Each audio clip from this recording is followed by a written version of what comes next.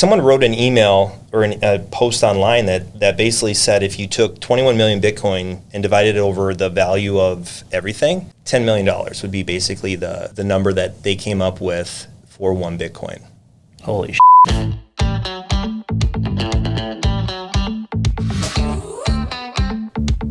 This is the Buffalo Community Podcast, all about the greatest small town in the USA, the people in it, and how it all works together. Here are your hosts, Tyler Reese and Mark Benzer.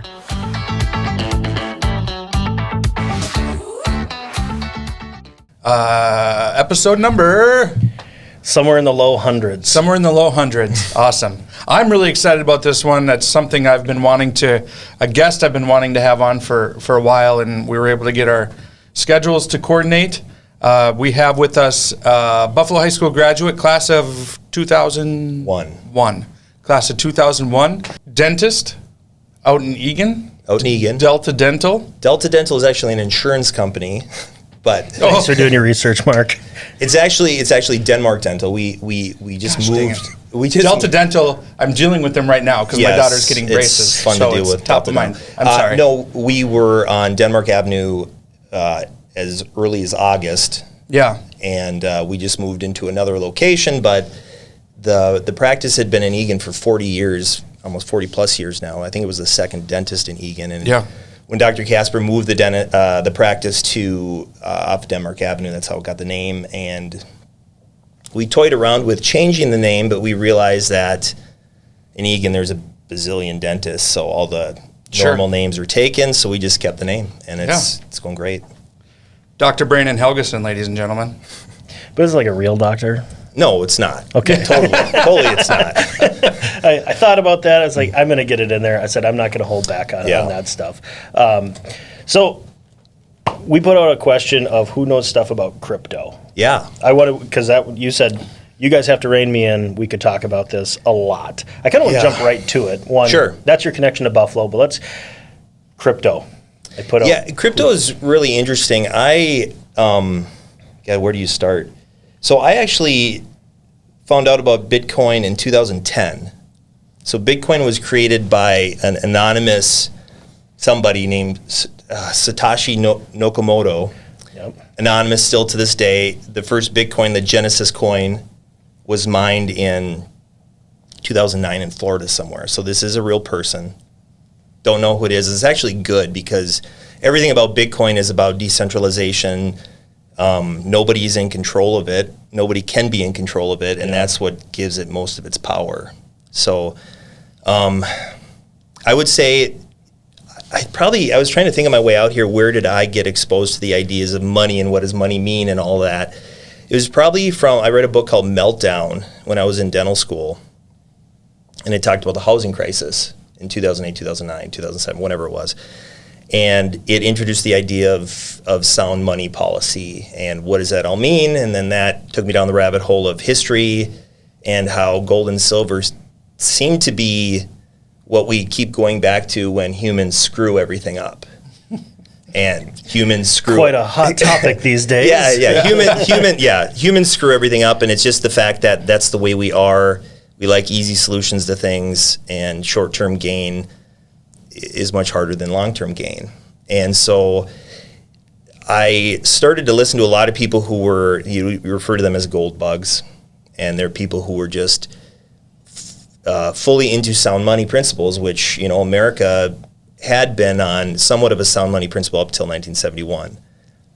And what was interesting about Bitcoin is when I started watching it, I thought it was garbage. I thought it was this new thing that was garbage. And so did most people in the gold community. But over time, one by one, they've all flipped, and I flipped, and there's still a few out there that are hanging on to the idea that Bitcoin is garbage. But what I find interesting is the more and more I learn about Bitcoin, the more I believe it may be the most important technology ever invented for humanity. Is it Bitcoin or the blockchain? Well, so it's Bitcoin.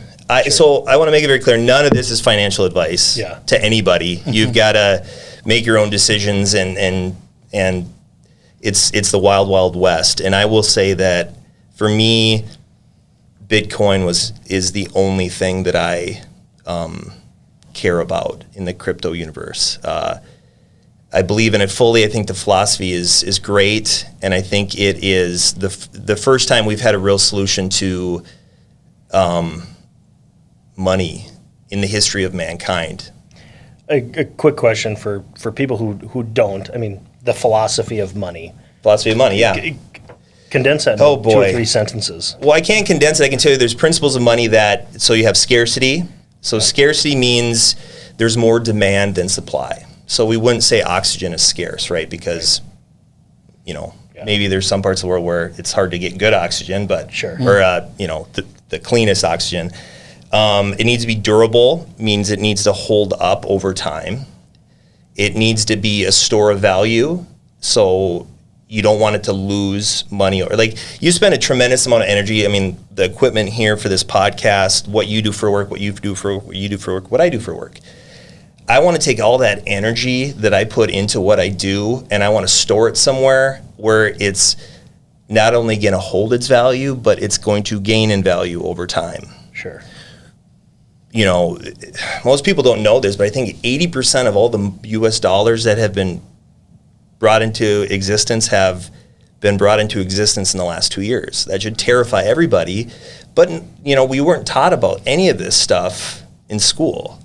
And so, what did I say? So I said scarcity, durability, store of value, fungibility. Fungibility means if you have $20 and I have $20, they can equal the same thing, So, and then divisibility would be the other one. So we can, $5, I can give you $5 for something, that $20 equals $20. And so all those principles are what most people would say make money.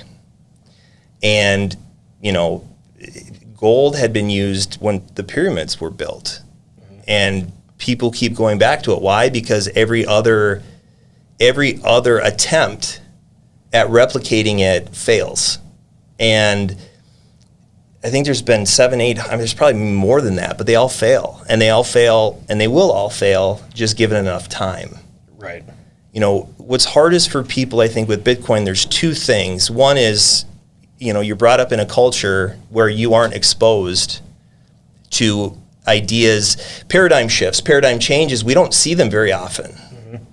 Mm-hmm. I was born in 1982. Not a whole lot has changed since 1982. We certainly haven't switched the way we might have credit cards now. We may pay for more things online, but we haven't really had to deal with a cataclysmic shift in the way we deal with something.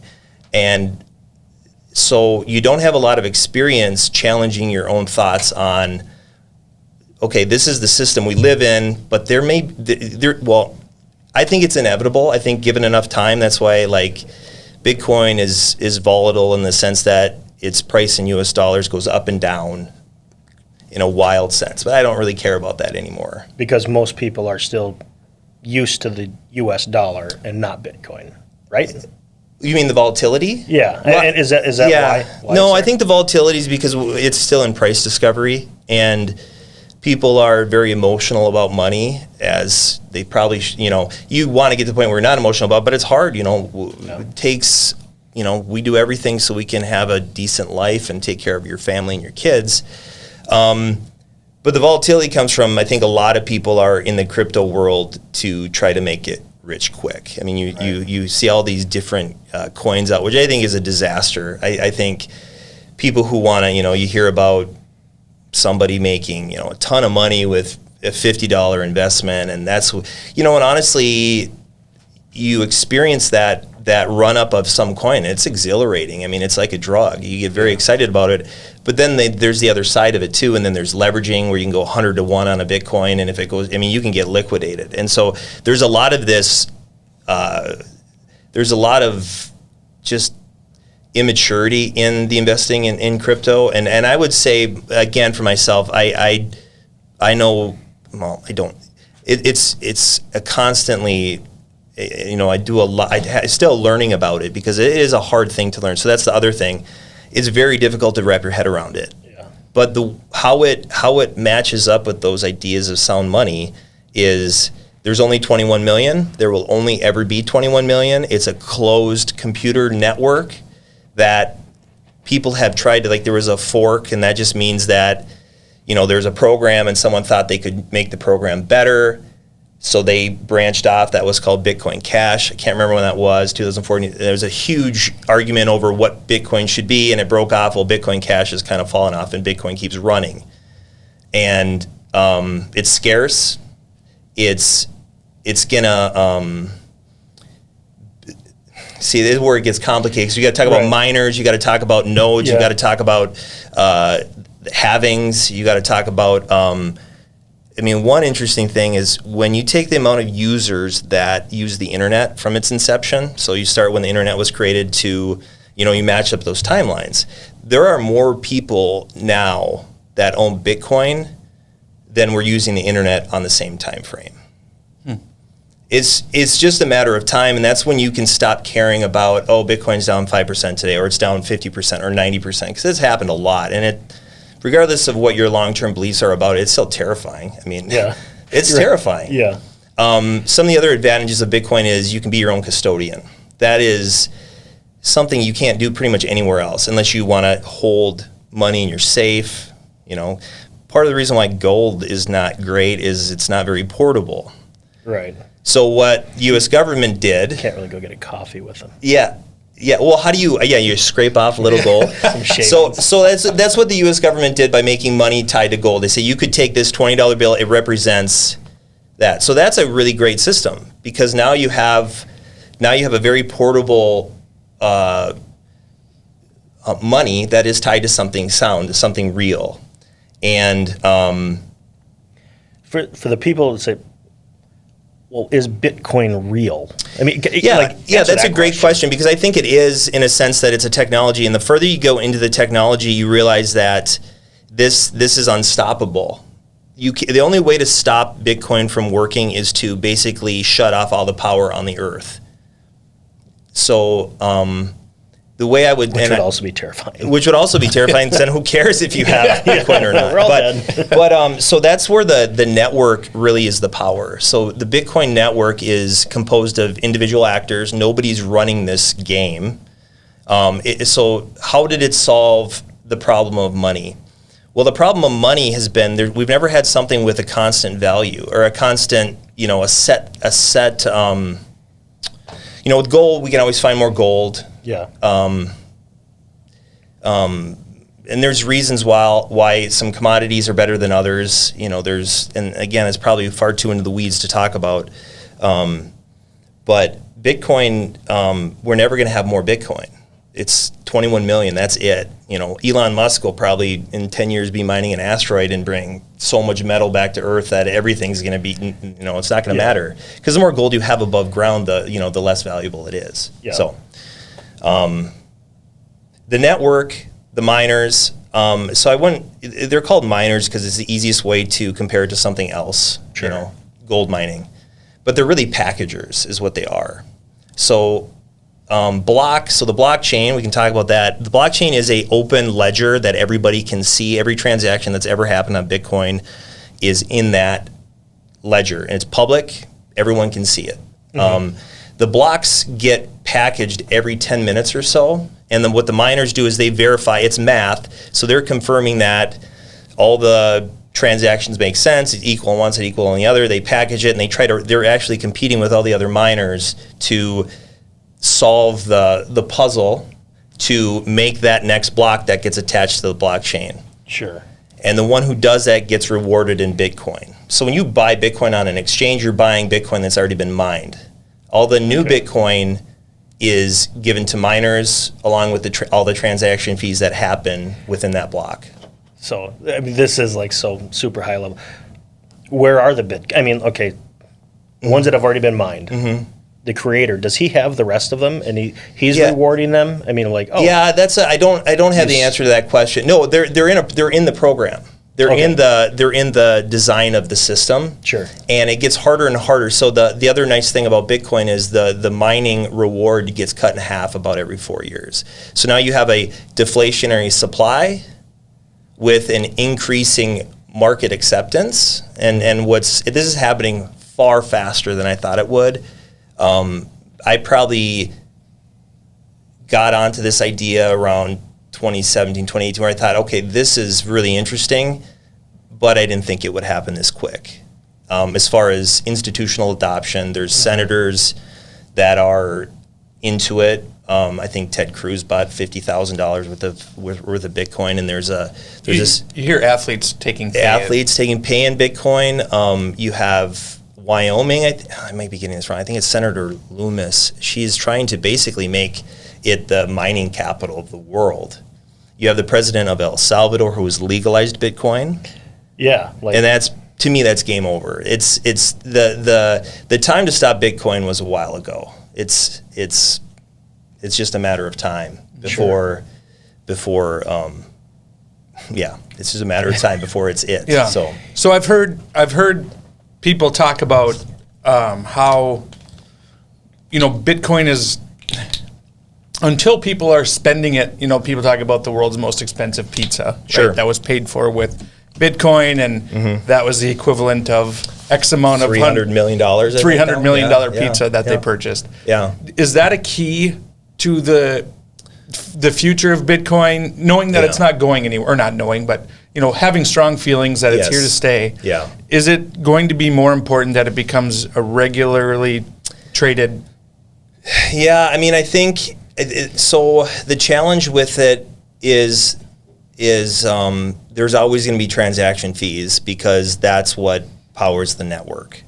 A lot of people, there's other crypto that says, oh, we have much lower transaction fees, but there are reasons why some of those don't follow the same rules that Bitcoin has in place.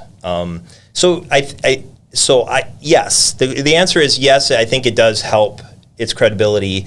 In El Salvador, they have businesses that take it. You scan the QR code, you buy a cup of coffee, you scan your QR code, Bitcoin goes right to them almost instantaneously.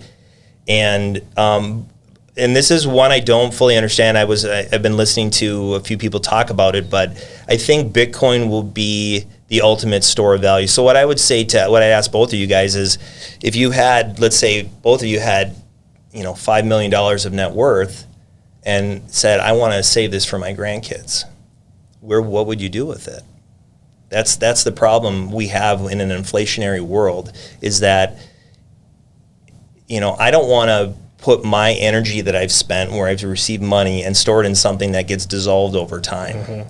And that is something that happens so gradually we don't really see it. Now we're noticing it right now because inflation is a problem right now. Yeah. So what do you do with it? I don't have a good answer. I mean, I have an answer now, Bitcoin. You can put it in Bitcoin and forget about it. And I think it's going to be extremely valuable in 100 years.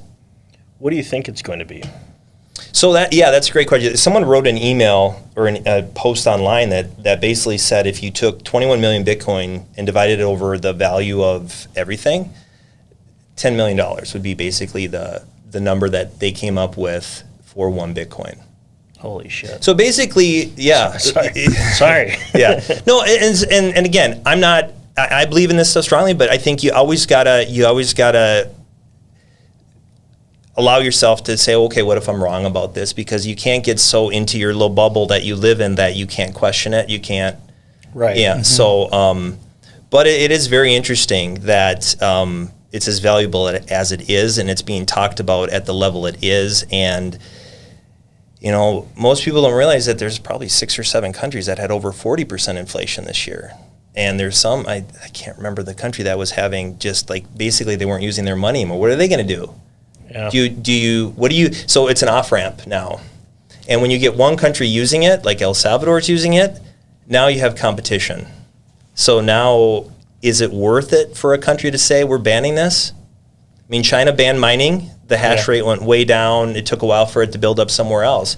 I think when you realize that it's going to be a huge mistake to not take advantage of it, and countries that don't will fall behind. Do you think, because it's so volatile in governments, anytime it becomes valuable, somebody's going to notice and somebody's going to try and take that by force?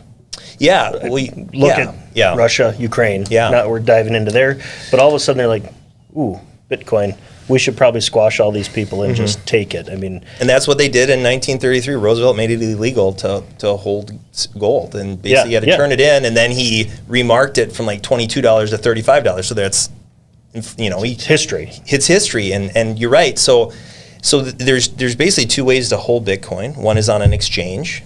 One is on a wallet. So if you have, then that's where we talk about a custodian. So I have money in Wells Fargo. It's not my money when it's in Wells Fargo. It's part of Wells Fargo, and anybody can be, the government or somebody can tell them, hey, freeze that account. Yeah. Okay, well, that's awesome. Right? So, and you're also trusting that bank to do good things with it, right? To not get to a point where you can't act. I mean, so the other cool thing about Bitcoin is the competition on the exchanges and the wallets, because you can move all your assets so quickly that all these exchanges are competing for your Bitcoin.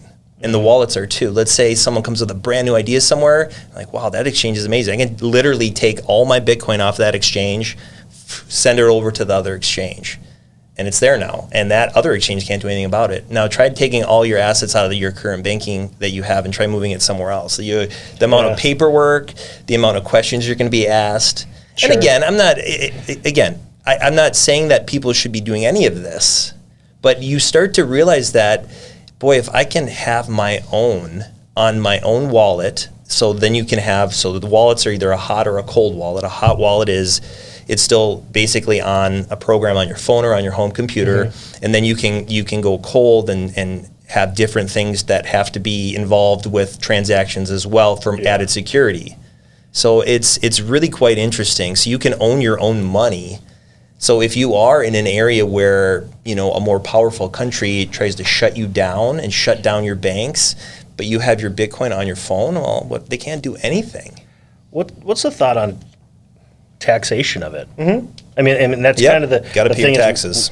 Right, but like a government, currently the United States, you can't really track. I mean, you can now. You can. I mean, it's difficult. So I didn't start purchasing any of, until like 2017. I was watching it for a long time because I was getting, this is good, this is bad, this is trash, this is the best thing ever. And you got to kind of figure out where you're comfortable at. But this year actually I've been tracking everything by hand.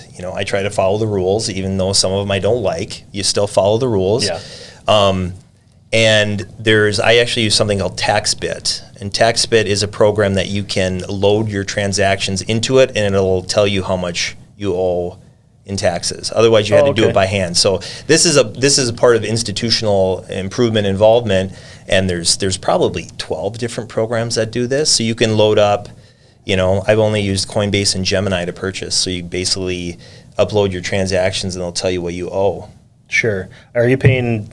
Well, this is also not tax advice. Yeah, no. So it goes up, 15%. Just call it $1,000. Yes. Are you paying on your gains there, or are you holding them long term? Is just when you sell? Oh yeah, yeah. Like so you have to realize the gain, just like with anything. Your house goes up in value. You don't have to instantaneously. You're not taxing net when you worth. realize the gain. Exactly. Okay. Exactly. And even when you buy and sell, so if I buy Bitcoin at $1, it goes up to $5. I buy a cup of coffee for $3. That's a realized sale of Bitcoin. So you sold it for $1. You sold whatever. Sure. You sold 60.6 whatever for $3. Whatever the math is. Yeah, and you got to pay your taxes on it. And I think it's nice to see, because I am obsessive about rules. Even the ones I don't like, and that was always stressful for me over the last probably 4 years, figuring out what I owed in taxes. So you do your due diligence, and I have all these spreadsheets that I'm trying to make the best guess, because it's still a guess. And now with these new programs, you can kind of backtrack and figure it out and take care of it. So yeah. So you're only in on Bitcoin. Well, so full disclosure, I purchased Ethereum, Litecoin, and Bitcoin over time. Now I'm only in Bitcoin, partly because I don't have the time to learn about these other ones. I would say there's probably some other ones that make sense, but I don't deal with them because I don't have the time to learn about that. I don't understand. This is very complicated, and to wrap your head around it, I still feel like I'm like, God, I don't understand what the heck that guy just said. Right. I'm sitting here like that's the look on my face right now. Yeah, but I would say that I tell people if you're interested in buying Bitcoin, you don't have to buy one Bitcoin. That's what people don't realize. You can buy $5 with a Bitcoin, and if you're interested in it, I would say get on an exchange. I only like to use ones in America because I feel like they're more legit. I don't worry as much about someone. So when you are on an exchange, you buy Bitcoin. It's just like Wells Fargo money. It's not yours. Mm-hmm. You have a note that says this is how much you have, but until you own it yourself, then you hold it. But you can keep it on the exchange if you want. There's counterparty risk with your custodian. Are they going to be a good actor in this game? Right. Yeah. Yeah. I look at it. I'm fascinated with it. Does the world absolutely go terrible before it comes back on the end, on the outside of it? Yeah. So I would be more optimistic that I would say that. So in the gold silver community, you have a lot of, we'll say, doomsday preppers. You got to you're sure. Yeah. So you've got to you can take bits from different areas without going nuts with it. Right. I would say that Bitcoin is comforting because it gives us a soft landing. Where without something to replace what we're using now, it's a horrifying thought of when a system crashes, what do you do to put the pieces back together? When currencies has failed throughout history, and it's been horrid for the countries that have gone through it. Now, fortunately, we have had a lot of stability, and I would hope that continues.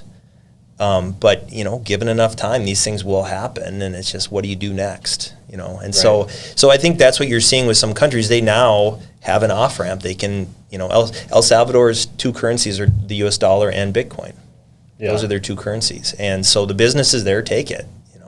And so you're seeing institutions prepare for it. You're seeing businesses, some large businesses prepare for it. And I think it's great. I think it's still going to be it's certainly still going to be messy. But I think it's a good thing that we have something there that it can't be screwed around with, really. Sure. That's what I really like about the blockchain and kind of how I see it in my own businesses, titling work. Not that I'm really jumping into that, but the fact that we used to get abstracts. I mean, that was like the history of your property. Mm-hmm. On the blockchain, it can be nope, all of these millions of computers agree. This, Brandon owns this. Yeah, and that's the great thing about the miners and the nodes. They are basically making sure that there aren't duplicate transactions. There aren't people that are trying. So if a block gets messed around with, it'll get declined, and none of the nodes will. So to give an example, if I have my crypto, So it can't be hacked. Well, I would say that a lot of those problems would have been earlier on. The network is getting stronger and stronger, and it's going to get stronger and stronger. I can't sit here and say, because I don't understand that kind of stuff, the IT portion of this, but I don't think so. I think that, let's say, so if someone has their Bitcoin on their phone on a program and I drop it in Buffalo Lake, oh no, I lost my Bitcoin. Oh no, you didn't. So all you got to do is get a new phone, re-download your wallet. The wallet will scan the blockchain, and your money is right back where it was because it never left the blockchain. It's still there. Now, if you lose your password, your keys, which is like your 12 or 24 word, then you got a problem. So I was even very uncomfortable. I mean, I think we're very comfortable with banks having our money because we haven't had issues with that, and hopefully that continues to be very reliable. But what we're seeing is, your account can be frozen. Your funds can be taken. And that's terrifying for the people that happens to. Right. Again, and I'm not sympathetic to Russia or anything. But but the people. I mean, let's be honest. The people living in these countries going through this are victims too. I mean, That's like saying everyone in Russia is 100% behind this. It's no, there's a lot of people that are struggling with this as you see protests, and we need to be empathetic to the people that these sanctions are, they can be very hard on innocent people. And so, there's it's challenging. Absolutely. So, yeah. Mark, you've been quiet over there. You've been quiet over there, Mark. So yeah, No. I think it's been fun to watch because we and as everybody is probably, we're living in a very interesting time right now. I mean, there's so much chaos. There's so much lack of trust, and that's the other thing when I look at Bitcoin. I think of trust. I trust it because the network's getting more powerful. It's the more people that use it only strengthens the network, and I think it's a very exciting thing for humanity and its future. But it's extremely complicated to wrap your head around, and so I mean, there's plenty of education out there on YouTube to you can go learn about all of these things, and I think if you're interested in doing it, it's not a bad thing to do to get on an exchange and buy a little bit of Bitcoin and understand how it gets moved around. Yeah. But of course, again, I'm not giving financial advice. Is there one specific channel that you say, hey, oh, sure, I really like this guy? So, I think it's called the Sailor Series. It's on Robert Breedlove's podcast. It's like his first, I don't know how many dozen episodes. Sure. But they talk about history. They talk about history and how humans have done a very good job of finding ways to preserve value over time. Like when we were just trying not to die, you were just trying to survive. But then we're like, okay, we can build things that we can make it easier over time. And they go through all of this and talk about how basically, how I reference storing energy is what you want to do. I want to work, and I don't want to have my work diluted by somebody else's games that they're playing. And so, I mean, who knows what's going to happen? I mean, it's certainly interesting to watch. I didn't think, with where Bitcoin is at,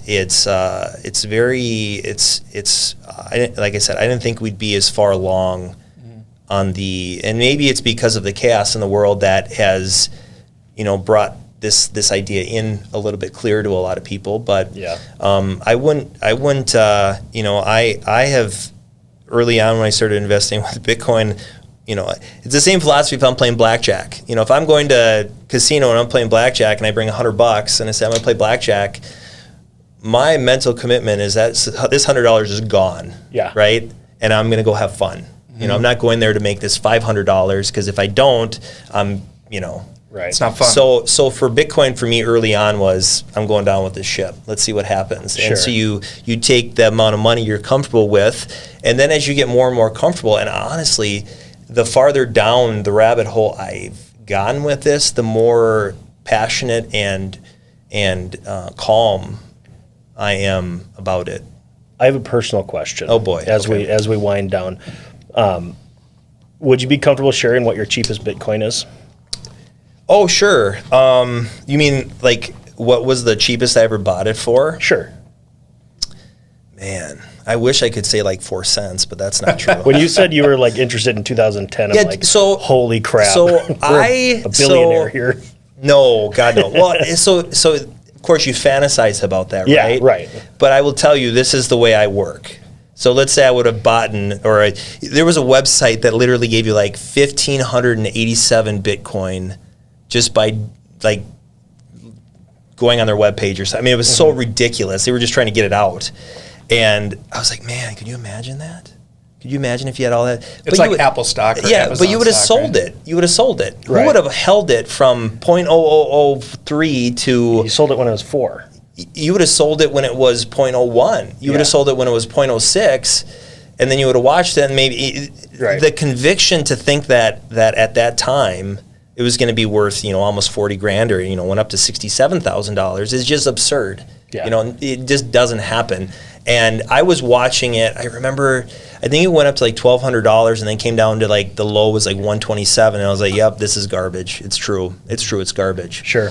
And of course, all the people that I would follow historically that I agreed with were like, yep, so you can see it doesn't have value. And next thing you know, floomp, it goes up again.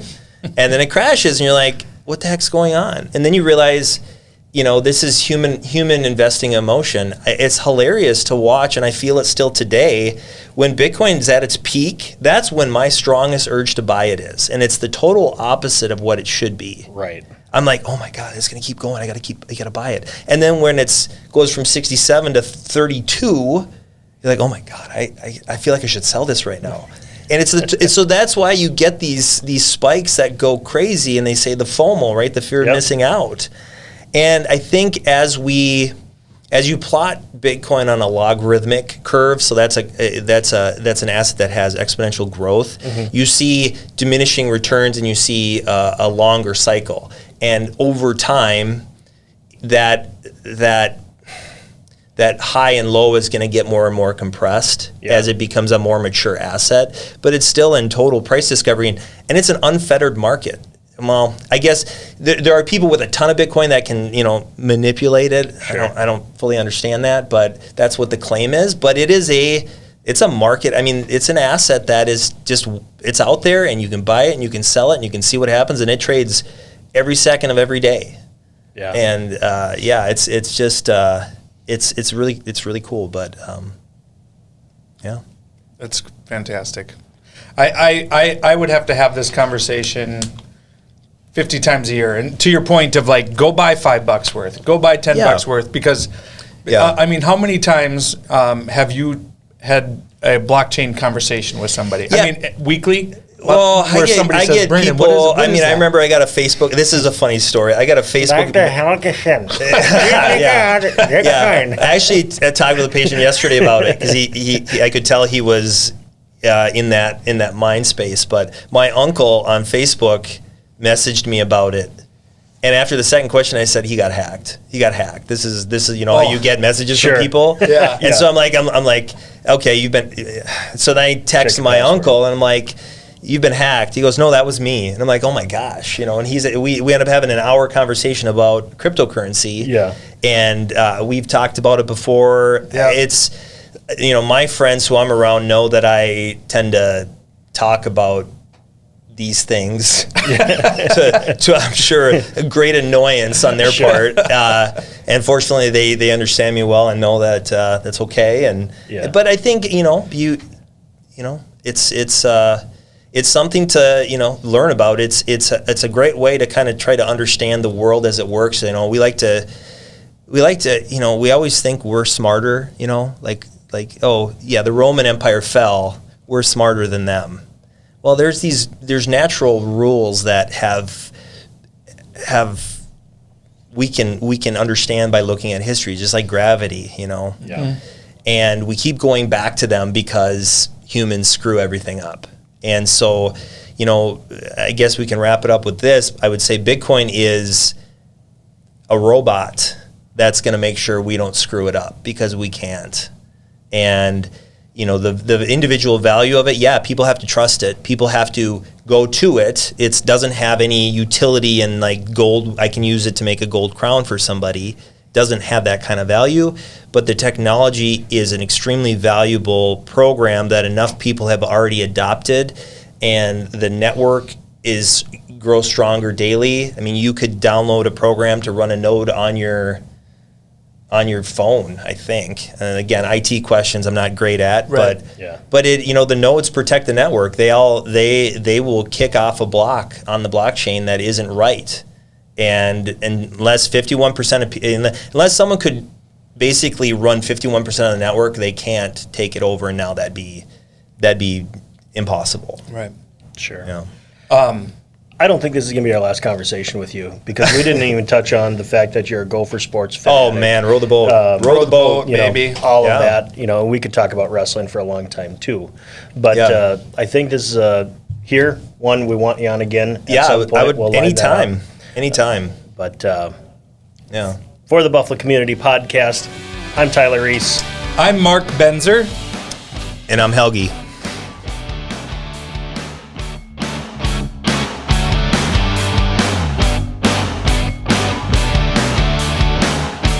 Thanks for listening to the Buffalo Community Podcast, produced by Edlin Media. You can find us on Facebook and YouTube, as well as anywhere you listen to podcasts.